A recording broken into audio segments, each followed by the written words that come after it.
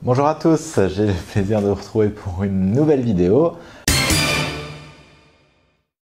Cette fois-ci, je vous propose de vous plonger dans la peau d'un radiologue et de regarder ensemble ce qui nous attend pour la prochaine vacation. Nous avons une vacation d'IRM, une vacation de scanner. On va regarder ensemble les demandes, on va essayer de les analyser, on va essayer de discuter de la pertinence et des protocoles adaptés.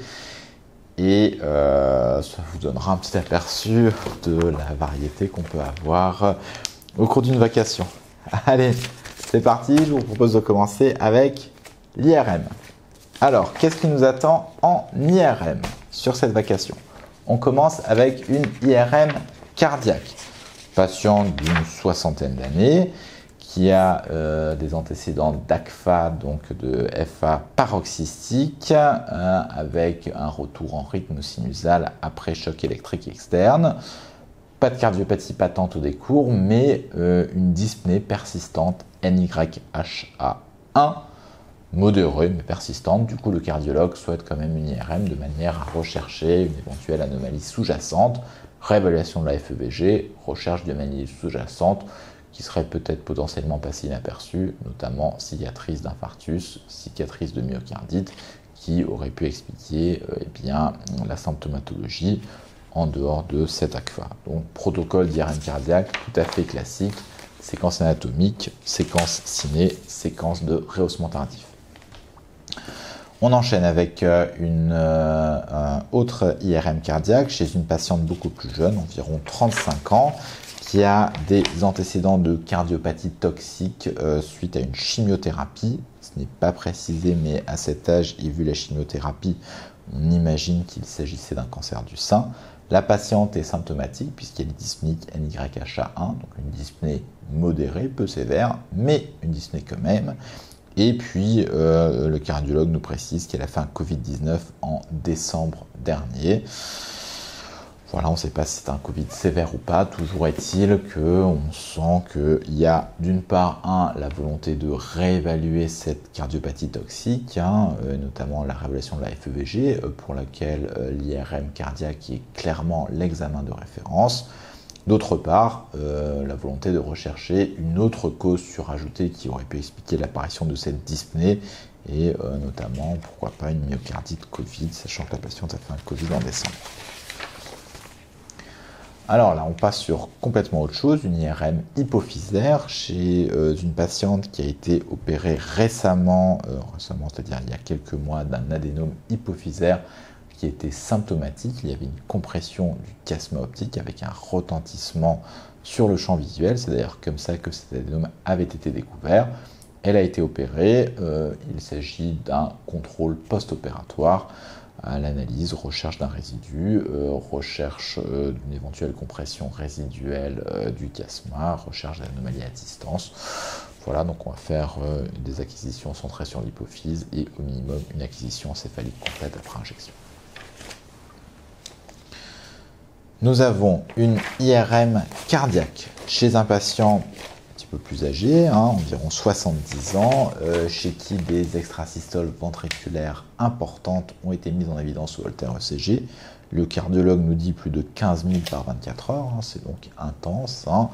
On ne sait pas si ces ESV sont symptomatiques ou pas, il est tout à fait possible d'avoir de très très nombreux ESV asymptomatiques. Toujours est-il que le cardiologue recherche un trigger potentiel, donc des anomalies notamment anatomiques type fibrose myocardique qui seraient à l'origine de ces ESV. C'est pourquoi il demande une IRM cardiaque. On va faire une IRM cardiaque tout à fait standard. Autre demande, cette fois-ci c'est une demande du service de cardiologie pour une de leurs patientes qui avait été hospitalisée il y a quelques semaines pour un pic de troponine à 1500 dans un contexte de malaise. ECG, ETT, coronarographie qui avait été réalisée au cours de l'hospitalisation en USI qui était sans particularité. On nous précise que la patiente a fait un Covid-19 environ quelques semaines avant cet épisode de malaise et donc l'IRM cardiaque est demandée à visée étiologique. On va rechercher si la patiente a des cicatrices ou des stigmates de myocardite ou si elle a fait un infarctus qui, même si les coronaires sont a priori normales, reste possible. Encore une IRM cardiaque pour une patiente jeune, environ 35 ans, qui a une cardiopathie, a priori la conséquence d'une chimiothérapie dans l'enfance pour une leucémie, sauf qu'elle était suivie régulièrement avec une FEVG qui était correcte. La dernière échographie met en évidence une diminution de la FEVG. Du coup, le cardiologue demande une IRM tout à fait logique, puisque ça va nous permettre d'une part de réévaluer la FEVG. L'IRM cardiaque, on l'a dit, c'est l'examen de référence pour la mesure de la FEVG. Donc on va avoir une mesure précise de la FEVG, ce qui permettra effectivement d'objectiver s'il y a une diminution ou pas. D'autre part, l'IRM cardiaque permettra d'avancer dans le bilan étiologique de cette diminution de la FEVG, et voir si notamment il n'y a pas eu des épisodes nouveaux, type, comme toujours, myocardite ou infarctus notamment, c'est ce qu'on recherche en priorité.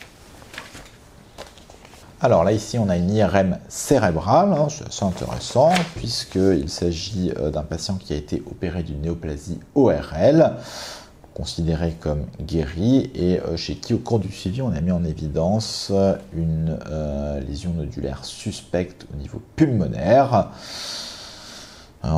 Cette lésion nodulaire suspecte est en cours de bilan. A priori, il y a une biopsie qui va être faite. Et dans le cadre du bilan, avant éventuelle chirurgie de ce nodule pulmonaire, on va rechercher la présence de localisation secondaire cérébrale. Pour ça, le meilleur examen, c'est l'IRM. Et donc, on demande une IRM cérébrale qu'on va faire avec un protocole simple pour les bilans d'extension. On fait un protocole facile, rapide, on injecte en salle, le temps d'installer le patient, le temps de faire les scouts et le temps de lancer la première acquisition. Il y a un temps d'imprégnation d'environ 5 à 7 minutes qui est tout à fait utile. On fait des séquences T1 3D, soit en spin echo, soit en écho de gradient, donc après injection, et on complète avec une axial sweep pour rechercher d'éventuels remaniements hémorragiques. Donc c'est une IRM qui est relativement rapide comparativement à une IRM cardiaque par exemple. Enfin, le dernier examen de la matinée, il s'agit d'un patient d'une cinquantaine d'années chez qui on souhaite réévaluer la FEVG. Pourquoi ? Parce qu'il a une cardiopathie ischémique. Un patient qui a présenté l'année dernière une ischémie avec un anévrisme ventriculaire gauche qui a été opéré, donc mise à plat, fermeture par patch de l'anévrisme. Et donc on souhaite réévaluer la FEVG en post-opératoire. Pourquoi ? Parce qu'a priori à l'écho, elle reste limite aux alentours des 25 à 30%, ce qui est potentiellement une indication de la mise en place d'un DAI en prévention primaire. Du coup, là encore, on va refaire une IRM cardiaque complète. Les séquences ciné pour évaluer la fraction d'éjection. IRM, c'est vraiment l'examen de référence pour ça. Les séquences de rehaussement tardif pour avoir un petit peu une idée de l'étendue de la fibrose, ce qui sera aussi utile pour le rythmologue pour un peu évaluer le risque rythmique. Voilà pour les demandes d'IRM. Alors évidemment, il n'y a pas que l'IRM dans la vie, on fait aussi beaucoup de scanners et je vous propose de voir ensemble des demandes de scanners sur une vacation, histoire qu'on se rende un petit peu compte de la variété de ce qu'on peut avoir et de discuter un petit peu ensemble des indications. Alors, première demande, il s'agit d'un dacryoscanner. Le dacryoscanner, qu'est-ce que c'est ? C'est un scanner qui vise à opacifier les voies lacrymales. Donc on injecte du produit de contraste directement dans le canélicule lacrymal inférieur. On opacifie et on fait l'acquisition dans la foulée de manière à rechercher un obstacle sur les voies lacrymales. En règle générale, c'est prescrit dans le cadre d'un larmoiement chronique. Chez cette patiente-là, chez qui cet examen est demandé, il s'agit d'un larmoiement chronique unilatéral à droite. On va donc réaliser un dacryoscanner du côté droit afin de objectiver et surtout de localiser le niveau de l'obstruction, puisque derrière, la potentielle sanction chirurgicale ne sera pas forcément la même selon le niveau de l'obstruction dans les voies lacrymales. Alors on enchaîne avec un examen là encore un petit peu étonnant. Il s'agit d'un angioscanner dynamique des membres inférieurs chez un patient assez jeune, sportif, qui présente des douleurs des membres inférieurs à l'effort, a priori du handball. Donc l'angiologue recherche un syndrome de l'artère poplitée piégée. On va donc réaliser des acquisitions au repos, mais surtout des acquisitions qu'on appelle dynamiques. Alors, pas vraiment dynamique, car on ne peut pas faire des acquisitions dynamiques en scanner, il n'y a pas possibilité de faire des mouvements et de faire l'acquisition en même temps. Non, dynamique, c'est entre guillemets. Qu'est-ce qu'on va faire? Eh bien, on va notamment faire des exercices de manière à sensibiliser un petit peu et de reproduire la douleur habituelle du patient. Donc, souvent, on fait des exercices de type flexion, extension, flexion, extension, flexion, extension pendant plusieurs minutes pour reproduire un peu la douleur habituelle. Et puis après, on va passer une sangle sous les pieds du patient et lui demander de pousser contre-résistance de manière à avoir une flexion plantaire contrariée, de mettre en tension les muscles gastrocnémiens et de rechercher une compression dynamique des poplités. C'est un examen qui est intéressant parce qu'il faut être à côté du patient, il faut vraiment le stimuler, lui expliquer ce qu'on va faire, essayer vraiment au mieux de reproduire ses douleurs de manière à ce que les images qu'on obtienne soient des images quand il a mal et qui soient informatives. Donc pareil, c'est un examen qui peut durer assez longtemps, parfois ça est 20-25 minutes sous la machine, puisqu'il faut faire plusieurs acquisitions. Alors là, ici, on a un coroscanner chez un homme d'une soixantaine d'années. A priori, on est sur un coroscanner plutôt de dépistage, patient peu symptomatique, mais avec de très nombreux facteurs de risque, et chez qui les cardiologues souhaitent analyser l'état des coronaires. Autre demande de scanner, cette fois-ci c'est notre patient qui avait une IRM cardiaque pour les très nombreuses ESV au holter, plus de 15 000 extrasystoles par 24 heures. Eh bien, le cardiologue a demandé une IRM cardiaque de manière à rechercher un éventuel trigger, surtout de la fibrose comme on l'a dit, mais également un coroscanner de manière à analyser les coronaires, à rechercher un trigger ischémique à ces épisodes d'ESV, ce qui n'est pas impossible. Du coup, on va faire un coroscanner et analyser aussi les artères coronaires.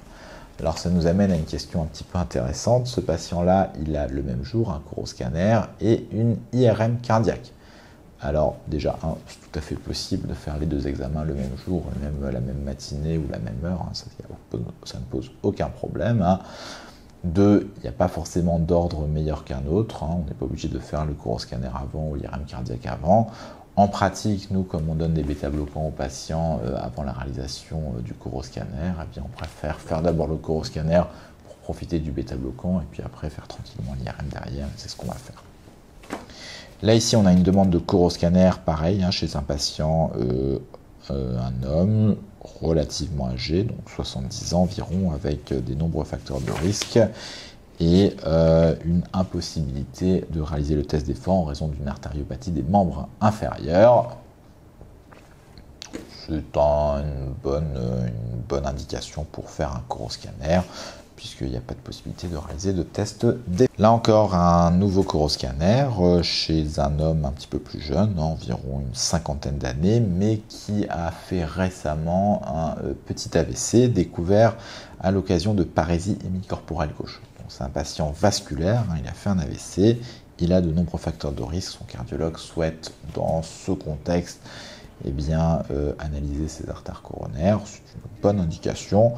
En plus, petit entre guillemets bonus, ça nous permettra de voir s'il y a ou pas du thrombus au niveau de ses cavités cardiaques, ce qui, dans le contexte d'un AVC récent ou semi-récent, est utile.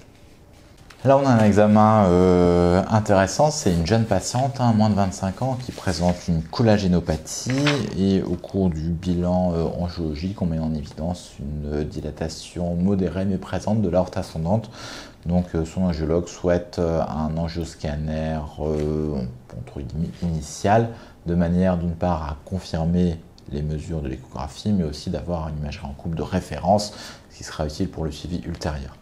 Alors dans ces cas-là, très honnêtement, ça peut se discuter angioscanner versus angio-RM. Il s'agit d'une patiente jeune qui va probablement avoir de nombreux examens d'imagerie en coupe dans les prochaines années ou prochaines décennies. Donc on peut se dire qu'il pourrait être tout à fait intéressant de la suivre plutôt par angio-IRM, et c'est quelque chose qui est envisageable. En pratique, l'angioscanner se justifie également puisqu'il a l'avantage de pouvoir observer, enfin de pouvoir imager la totalité de l'aorte, alors qu'en IRM, on est souvent limité à, on va dire, à l'aorte thoracique. Hein. Certes, la partie la plus intéressante, mais c'est quand même limité en termes de suivi. Ça se discute hein, en pratique. Là, on va faire un angioscanner, on va la passer sur notre machine la plus récente avec du DLR. On va faire une acquisition synchronisée à l'ECG avec un VHP 3 boîtes. On vise une DLP inférieure à 250, ce qui est tout à fait acceptable. Autre demande d'angioscanner, cette fois-ci un patient plus âgé, mais avec un syndrome de Marfan prouvé génétiquement et qui présente une majoration de sa dilatation au niveau de l'aorte ascendante, hein, 48 mm en écho. Donc, a priori, pour un Marfan, on s'approche du seuil chirurgical et donc l'angiologue souhaite un angioscanner de manière à avoir des mesures en coupe précises pour confronter par rapport à ces résultats échographiques et éventuellement avoir un avis chirurgical derrière. Alors là, il y en a une demande autre, hein. Il s'agit d'un CETAP, hein, donc un scanner cérébral et thoraco-abdominaux-pelvien. Pourquoi? C'est un patient qui a un carcinome bronchique non à petites cellules, qui est sous traitement dans le cadre d'un protocole et chez qui on réalise des scanners de réévaluation très régulièrement, hein, toutes les 6 à 8 semaines, de manière à pouvoir suivre l'efficacité du traitement administré. Là, ici, il s'agit d'un coroscanner chez une patiente d'âge intermédiaire qui présente des douleurs thoraciques qui surviennent surtout au repos. Elle n'a pas de gros antécédents cardiaques, de gros facteurs de risque cardiovasculaires. Elle présente une pathologie inflammatoire chronique, potentiellement peut influer sur la coronaropathie. Du coup, devant ces douleurs thoraciques un peu atypiques, mais potentiellement suspectes, le cardiologue demande un coroscanner, non en urgence. Hein, voilà, la demande, elle date d'environ 1 mois. C'est un délai qui est tout à fait raisonnable. On a réussi à le caser relativement rapidement. Alors là, on a aussi une demande intéressante, hein, puisqu'il s'agit d'un angioscanner des membres supérieurs chez une jeune adolescente qui présente des douleurs du membre supérieur droit, surtout au mouvement d'élévation du bras, avec des fourmillements et à l'épreuve du chandelier, donc c'est-à-dire en position comme ça, eh bien, il y a une abolition des pouls avec une apparition des douleurs. En écho-doppler, au repos, a priori pas de souci, manœuvre du chandelier, compression au niveau de l'artère, pas de compression au niveau de la veine. Du coup, on suspecte chez cette jeune patiente un syndrome du défilé thoraco-brachial, c'est-à-dire une gêne au passage de l'artère et ou de la veine du thorax vers le bras.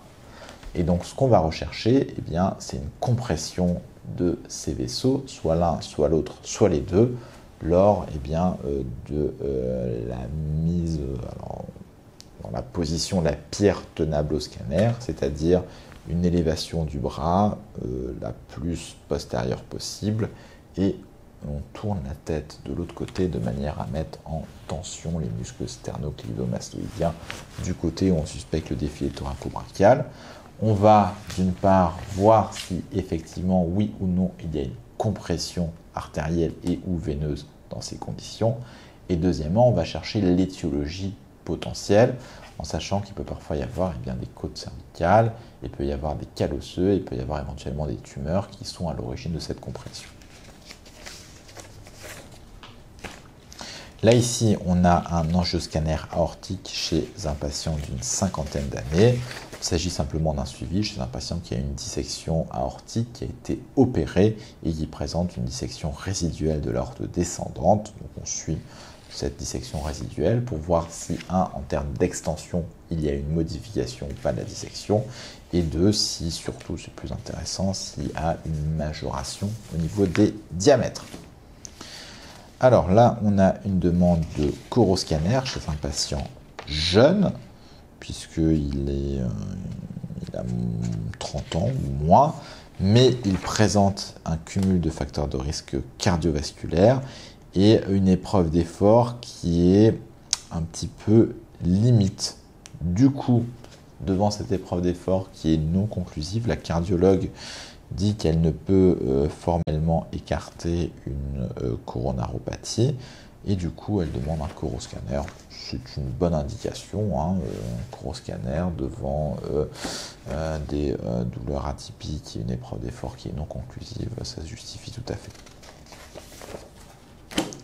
Enfin, le dernier examen pour cette vacation de scanner, il s'agit d'un scanner CTAP, de nouveau, donc de l'oncologie thoracique, un patient qui a eu un adénocarcinome pulmonaire, qui a été opéré et qui a une première ligne de chimiothérapie adjuvante après opération. Donc c'est une réévaluation.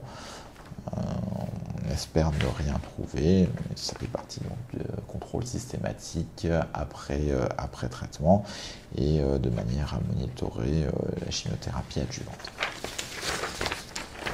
Voilà, on a de quoi bosser, on va pas s'ennuyer. Du coup, c'était quoi l'intérêt de cette vidéo? C'était surtout de vous montrer que en imagerie, les dossiers qu'on voit sont très variés. Vous voyez, sur une journée de vacation avec de l'IRM, avec du scanner, j'ai la chance de voir plein de choses, des pathologies très variées, des patients de tous les âges, des protocoles très différents. Et donc c'est ça qui est assez sympathique, c'est qu'on ne s'ennuie pas, on voit vraiment des choses complètement différentes. Vous voyez que là, les questions étaient bien posées, on sait ce qu'on cherche, on va chercher telle lésion, on va chercher telle anomalie, on va chercher à évaluer telle pathologie, on va chercher à mesurer tel paramètre. C'est assez ciblé, cependant, c'est un peu partie du charme, il y a toujours des surprises. Et parfois, on va chercher quelque chose et trouver complètement autre chose. Et c'est aussi la force des examens d'imagerie, c'est que certes, on peut répondre à la question posée, mais on peut aussi analyser beaucoup d'autres choses à côté en parallèle, ce qui fait que parfois, ça nous amène, alors en vacation moins, mais en urgence beaucoup plus, à redresser ou réorienter certaines hypothèses diagnostiques. C'est aussi un petit peu l'intérêt de la spécialité. Voilà, j'espère que ça vous aura plu. En tout cas, moi je vous dis à bientôt. Ciao, ciao!